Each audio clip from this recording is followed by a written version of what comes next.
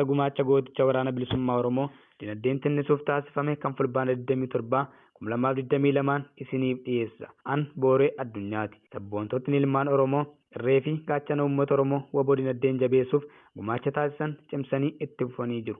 Haaluma kanaan jaarmiyaan tokkummaa baqattoota Oromoo Yaman koonyaa maariif maadheen utubaa sabaa gumaacha marsaa 9ffaaf qarshii 16,000 akkasumas dhuunfaan Magarsaa Imaam qarshii 5,000 fi Caalaa Saayyuu qarshii 5,000 waliigalatti qarshii 26,000 gumaachanii jiru. Gumaachi waboof taasifamu ittuma fufuun shamarreen Oromoo maqaan ishee akka dhaamuuf hin feene tokko biyya Meeriilaandii irraa doolaara Ameerikaa 600 meeshaalee elektirooniksii garaa bituun arraata biyyoolessa Oromiyaa qaqqabsiistee jirti. Sabboontotni ilmaan Oromoo Yeesseerraa Qannoo Waaqjiraa Raayimaa Bilaalii fi namni maqaan isaa akka dhaamuuf hin feene tokko walitti dhufuun waboof doolaara Ameerikaa 2,000 gumaachanii jiru.